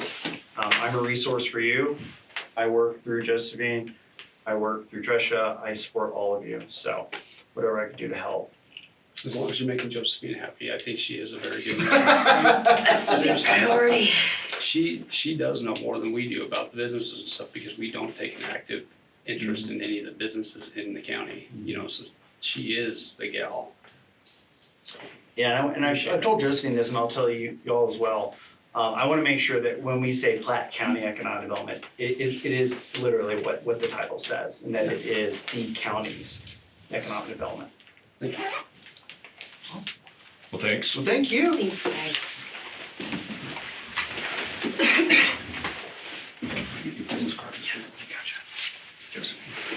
Okay, we have our sheriff on our agenda. Good morning. Morning. So, guess we'll start off with the Axon agreement. Did you guys get a chance to revise the agreement again? Yeah. Thank you. What are our thoughts on that? Doug looked at it, reviewed it, and doesn't have any problems with it. Yeah, Morel did review it, Or Morale, yeah. pointed out the point of contact on it, and then that was all she had. It was an issue as far as that went. I'm good with it. I think it's better to have equal payments throughout the entire term, so. So we'll finish the payment this December for this fiscal year to finish out what we have budgeted already. Yeah. And then we leveled it out from there for the next 10 years, so. And this is gonna save us $250,000 in the long run. But Projected. as you remember last meeting, I think Ian probably said it the best way, which was if, it's a, I think it was like a 5.3% increase over that period of time. And so what you're hedging is that inflation will be more than 5.3 over a 10-year period. I bet 1 year might fix that, and so That's true. I don't think we'll lose at it. it's hard to encumber the two sheriff terms with this decision, but based off where we're at, I think these are decisions we have to make. Thanks for a lot of work on it, guys. So we good to sign it and get it back to them then? You good? I'm good. I would move to approve an agreement with Axon Enterprises and authorize the sheriff to sign. I'll second that. Okay, it's been moved and seconded to approve an agreement with Axon Enterprises and authorize the sheriff to sign. Is there any further discussion? Hearing none, all those in favor signify by saying aye. Aye. Aye, motion carries.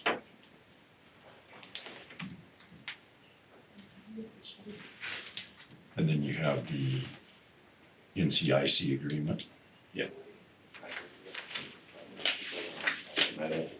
That was also looked over by the county attorney's office, reviewed.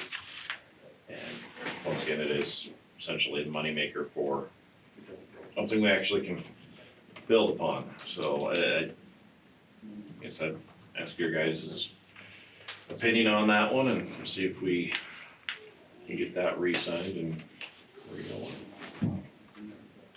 I'm good with this one also. Realistically, the only reason we moved it to this meeting, the concept, I think everybody's in agreement, just moved it to make sure you guys had time to read and review. Yes. Yeah. Okay, so I would move to approve an agreement with NCIC Correctional Services and authorize the sheriff to sign. I'll second that. Okay, it's been moved and seconded to approve an agreement with the NCIC Correctional Services and authorize the sheriff to sign. Is there any further discussion?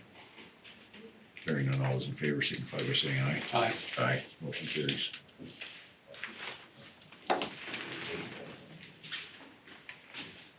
And then last, Undersheriff can speak more to this, but statute says you, as the Board of County Commissioners, have the ability, well, really the sole ability So to sell property of the county. And municipalities have to go through a process, but the statute for counties just says the board has to make that decision in the best interest of the county. And so, go ahead. So when Tony came in, we sat down and kind of discussed where we could move some stuff around or cut some things to help further the goal, I guess. At one point, we had shotguns and ARs for all the detention staff and patrol staff, so all 25 folks had rifles and shotguns.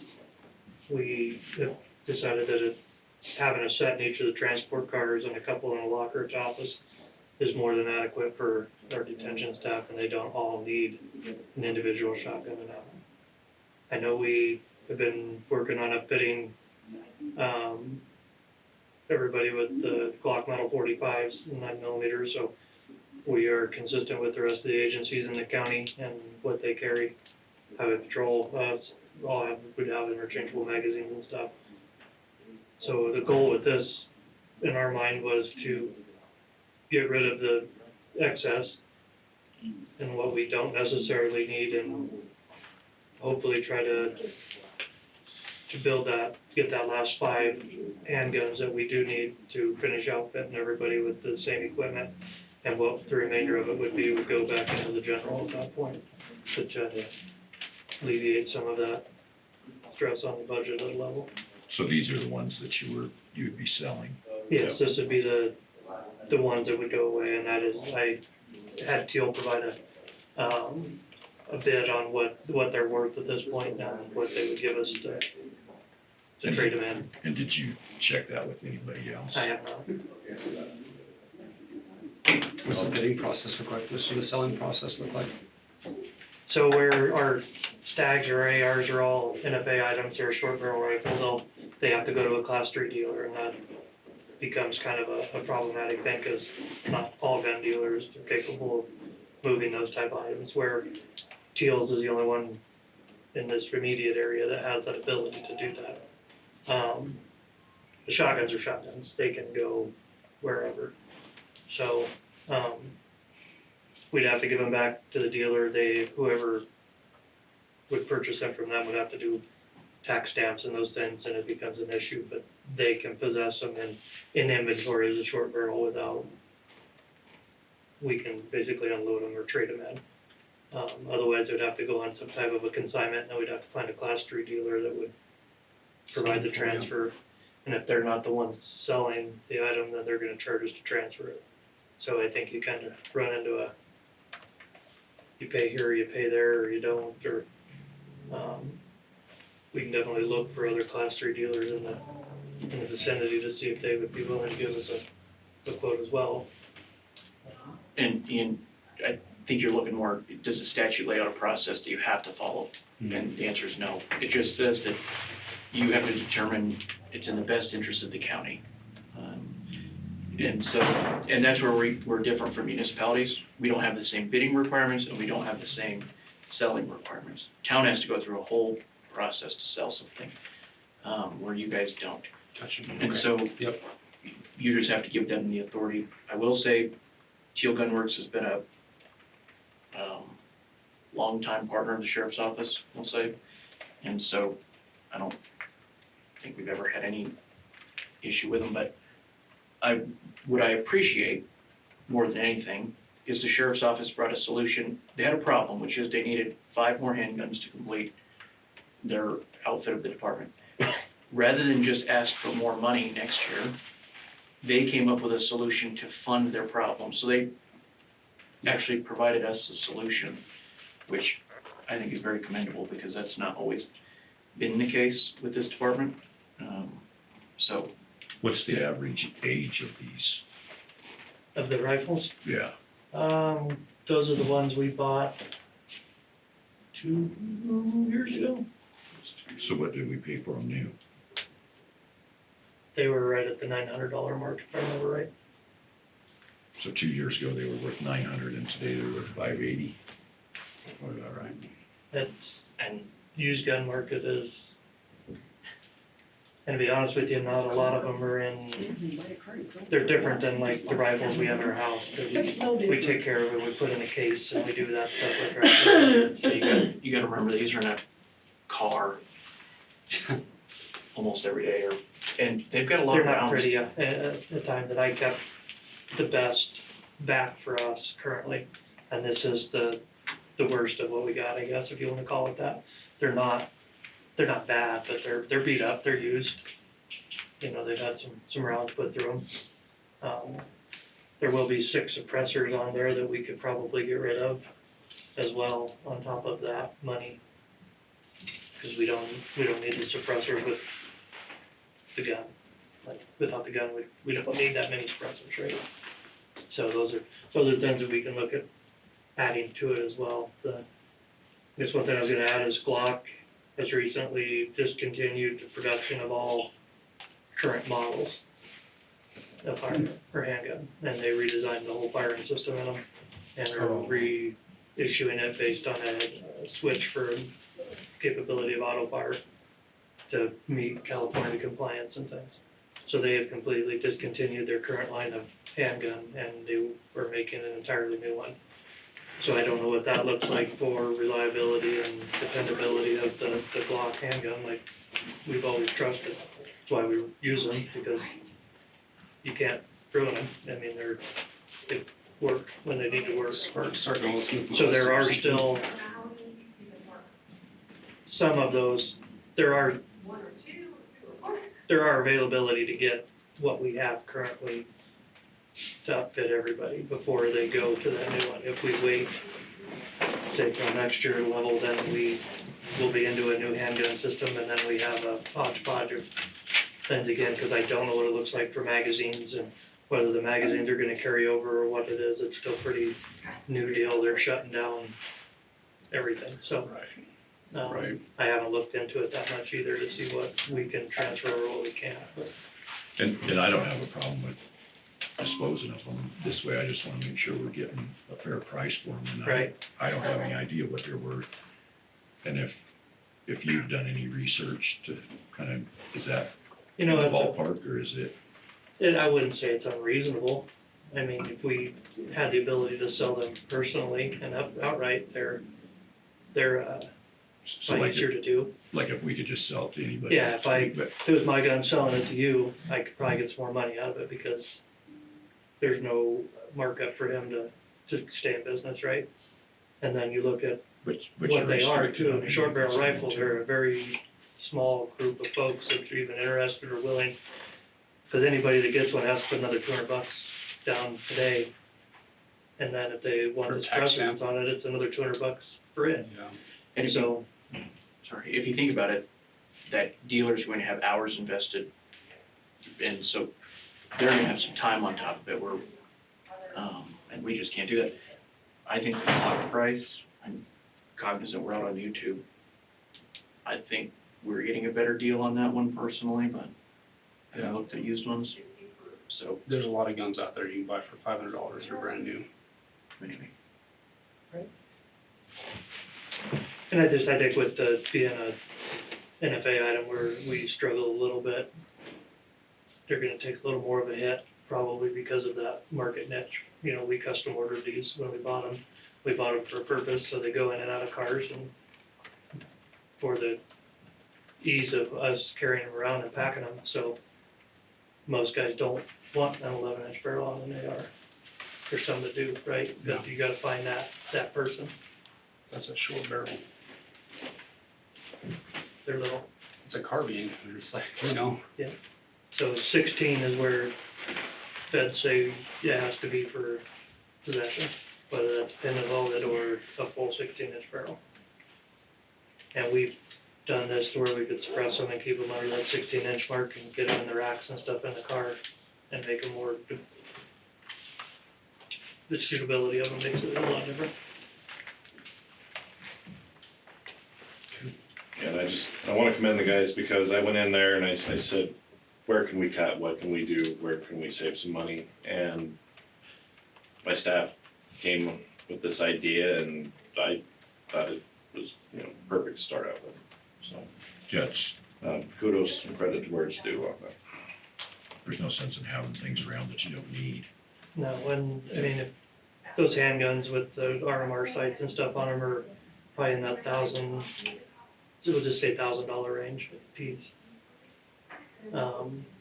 So trying to find a way to cover 5 of those, where we're not digging in the budget, but also being able to put some money back into the general fund with it is ideal for us, I guess.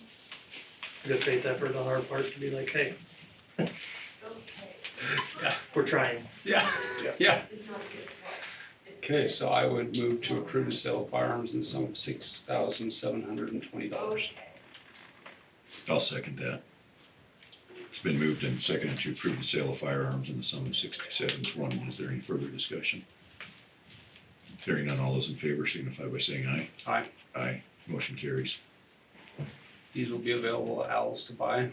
Correct. There you go. I actually think the PD's interested in the rifles at a level, cause they're working on old rifles and heard we might be interested in getting rid of some, so I don't know if Chief has worked on. Well, Just- Who knows, they've got a lot of stray cats running around Wheatland. Yeah. So, I mean, they're nice rifles, we've had good luck with them, I really like them, but again, we don't need 25 of them. Most of them sit in the basement in the locker and they don't, there's no reason to just have them sitting there. Come out twice a year. So, I mean, it's one place we can cut some fluff and get what we need, and work forward. and, the gentleman up here was talking about Barnon creating a police department up there. He actually approached me last week and asked what we had, and I said, well, we just happen to be selling, hopefully some shotguns after the commissioners approve it. And he said, well, I'll call you again at the end of the month, see where you're at with that. So I mean, that right there might, that'd be real quick, Yeah. There's a But need. with Teal taking them, it's that doesn't fall on us if he sits on them for 2 Exactly. years and he sits on them, I guess, that's. That's his Price. inventory now, it's not, I think we gotta worry about. Anything else? I don't believe so. Thanks, guys. I have to put up with it that much.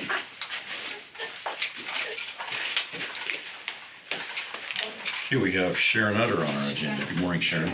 Good morning. Well, I'm here for Malcolm, he reached out to the Wyoming Community Foundation. And that grant is something that Aunt Nana gives to 501c3, but it's very specific in some places, what we can use and what we can't use. It can't go for schools, and it can't go for the fair. So that's out. But, remember, Stephen, a long time, well, a few years ago, I come to you with that endowment. Yeah. Okay, let's do a little history lesson. That was in 1997, we started this. And I have all the paperwork, every last penny of where it went. Okay. Because I didn't want to be charged with embezzlement. Very good. So we had some people on our board, at the time it was Platte County Community Inc., that they went to the Hartford Fund and they invested it there. And when we got through with the Hartford Fund, we had $278,048.85. Then we had a bunch of money stashed in here at the bank, from memorials, grants. Well, anyway, right now in this Platte County, for the 4-H building, we have an endowment over $5 million. So is that the fund that,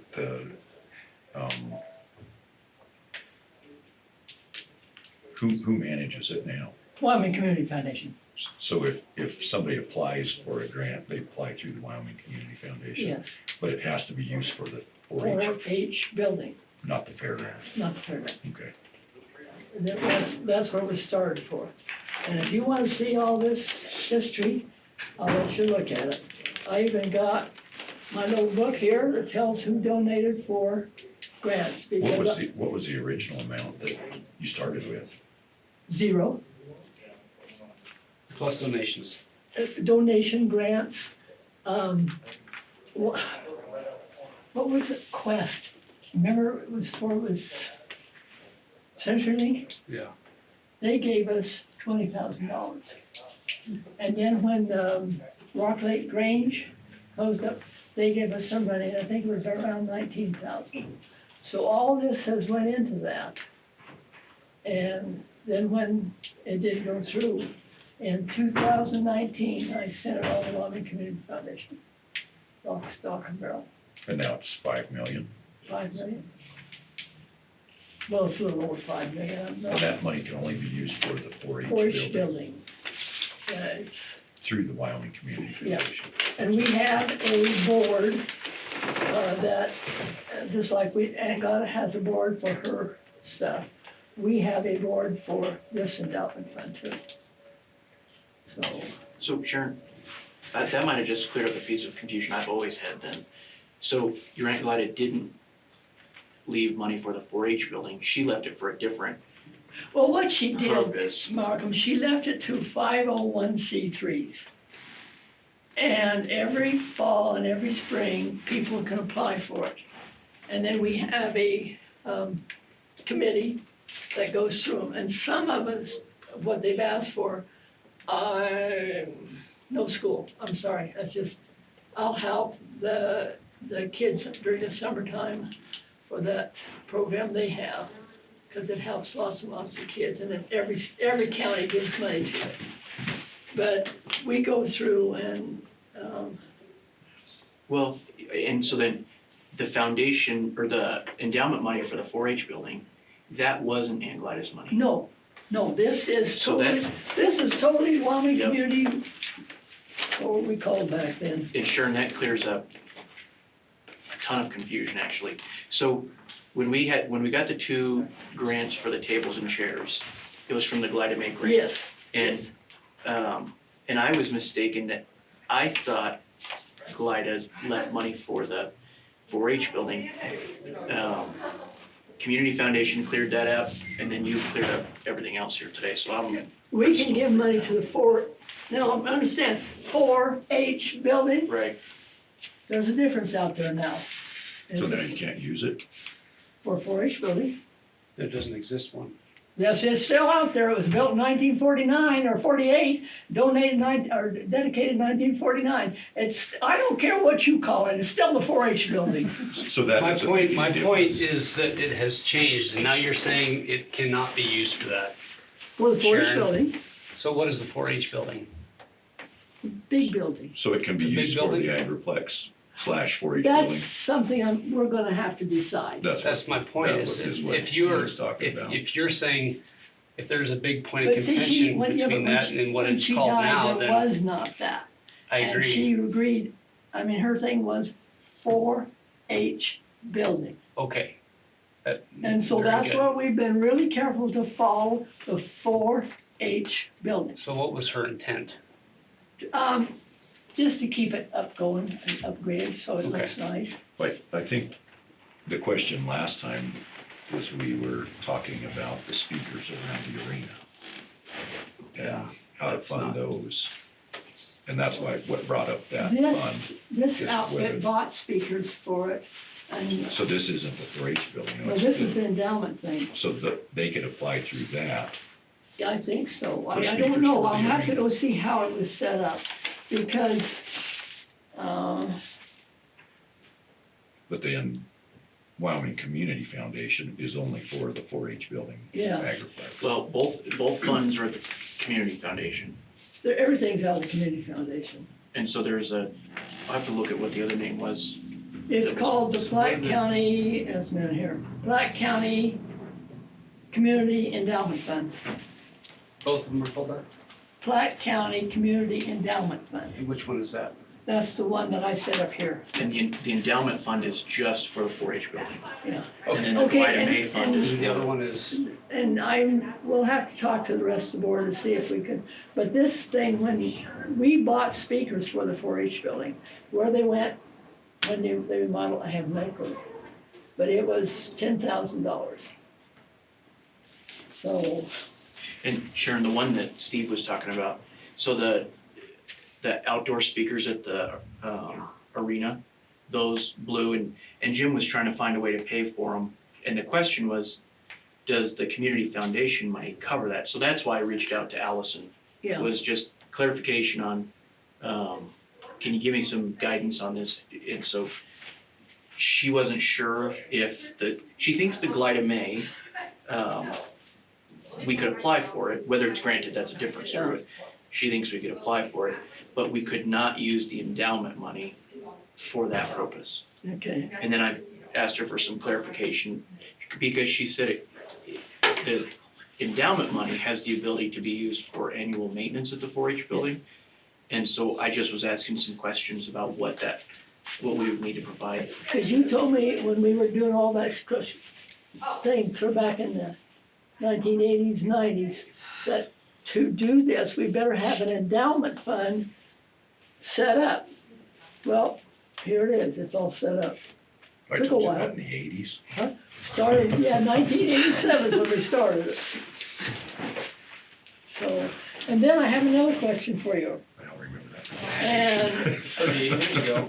But I appreciate you giving me a ton of clarity. okay, And so And that's Yeah. what we were trying to figure out, so. we were at a forest leaders meeting the other night, and we wanna buy some chicken cages for because the lady that was the chicken lady, she took all the cages and left. The superintendent. Yeah, don't know why, I have no idea if they were hers or not. But if we buy them and we put them out there, do they become property of the county or are they property of the Forest Leaders Council? Depends on who puts in for the grant, I think. Huh? I think it depends on who puts in for the grant. I think Wouldn't you think? the 4-H Leaders Council could own the chicken cages if they chose to. Well, we were told by Jim that anything that comes on the fairgrounds becomes property of the county. Cause, the sale committee bought a whole bunch of panels, and he said, you bring them out, and it's now the county's property. Yeah, I don't know how that works for sure. I'm Well, you not sure better find he's, out, I'm because not sure he's we're qualified to scared, make we're scared to bring them out if it's, I don't think he's in the right spot to make that I mean, decision, Sharon. to me, it's no difference than when somebody supplies the quilt racks for the county fair. Yeah. They show up on the property, they're not the county's property. Yeah, yeah, but if we store them there, what happens? Well, the 4-H shooting sports used to store their stuff out there. Yeah, That's well, we always had been- it there one time, and we went to pick up all our panel, all our plyboard, and it was gone, cause Jim used it, even though it said shooting sports on the back. no, that's a conversation we'll have to have, I think, Sharon. So, But I don't know that it becomes property of the county. I certainly Okay. wouldn't intend for it to happen. well, we want that clarified, please, I agree, I do as well. okay? And in that, if it's not property of the county, obviously our insurance doesn't cover it. And I think there has to be discussion about Yeah. maintenance. I think there just needs to be some kind of MOU that Yeah, I says- agree. And we have those all the time. Yeah, I agree, it's an agreement that says, I'm bringing this out here, but it's at risk to me. Do you want all this material? But Are you stepping down, Sharon? Huh? are you tired of Oh, holding? no, I'm not stepping down, but this is, this is, If I need it, I know where it's at. yeah, my house. But I just wanted you to know that we do have a paper trail. I, I didn't want nobody saying I embezzled all that money. Been nice, but no. And, the dates are all here, the money I've maker's always here. wondered why you've been driving such a fancy car. Huh? I've always wondered why you've been driving. I don't drive a car, I drive a pickup. Can you tell the difference between a car and a pickup? I don't want a car. so what are the two funds called? Well, One's- this one's called the endowment fund, and it's That one's for the for 4-H the building. 4-H building, and the other one's just Platte County Community Inc., Donna May Foundation. It's, Okay, thank you, that, I have so much confusion around that. you know, but it's, when we meet in the spring, we'll discuss it and see what, all of us wanna do. I know one of them won't go for giving money for, anything but the building and after duplex. That's fair, if that's what Gladys May wanted, that's Well, what you that's- should get. Well, she gave when she died, when she was through, she gave them almost $500,000. Yeah. And she was very specific where it could go. And we never touched the principal. It's just what's been raised. And right now, the endowment fund has, I think, 14 or 15,000 in it. So, but I wanted to get it up to $500,000 before we started putting money out. Yes, I agree. That was my goal, because you told me I had to have $500,000 put away. Back in So I did it. Good job. Good job, that's right, good job. Anything else, Sharon? No, but you probably want to get a hold of for the MOU for the equipment and stuff like that, so we can figure out, Yeah, because the fair board wants to know too. Yeah, I agree. we'll work on that. Thanks for bringing that up. You're welcome. Can you find me $500,000 too? Huh? Can you find me $500,000 too? Well, you should have started clear back in Oh, well. 1980. Yeah, you should have started in 1987, Yeah. when I told Sharon that. That's 5-year-old right. ain't even have the forethought. He was very adamant about that, and I kept thinking, how are we going to do this? And I think it was Jack Baker, because he was on our board. I think he's the one with and did the Hartford Fund. I mean, that guy was sharp. And, He did something with it, and it was the right decision apparently. yeah. You know, it sat there all those years, and then we closed it all out. We were sure shocked when they sent the check, I'll guarantee you. So, okay, if you're done with me, I'm done with you, and I'm gonna go home. Thanks. You're welcome. You behave yourself. No, Okay, good. Wouldn't expect it any other way. you ought to know that, I don't behave myself, do I? No, never. Uh-uh. And you can take Malcolm with you when you go. Please.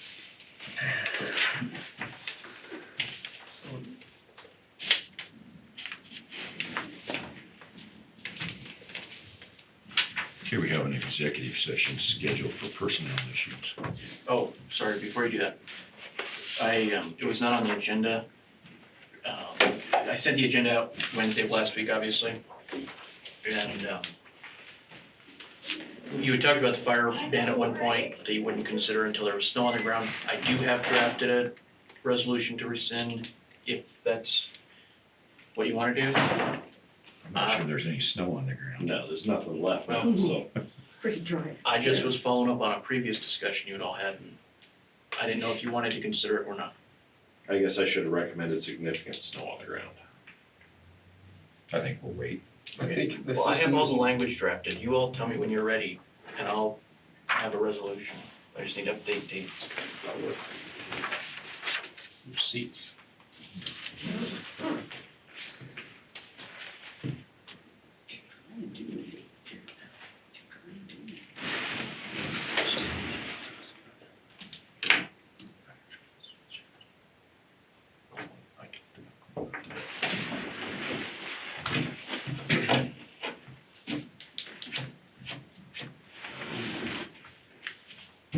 Okay, we ready?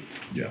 So I would move to call for an executive session for personnel matters pursuant to Wyoming statute 164405A2. I'll second that. Okay, it's been moved and seconded to move into executive session for personnel matters. Is there any further discussion? Hearing none, all those in favor signify by saying aye. Aye. Aye, motion carries.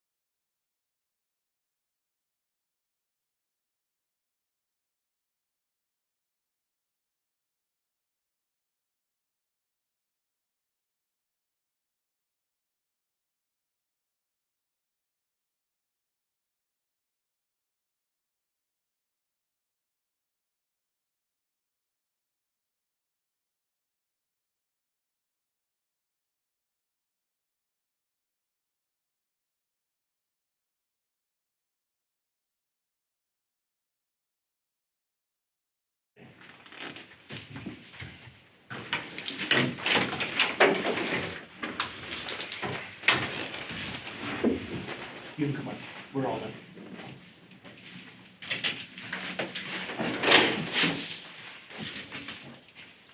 I think I'm the only one left.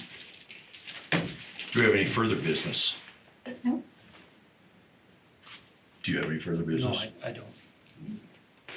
We will consider ourselves adjourned.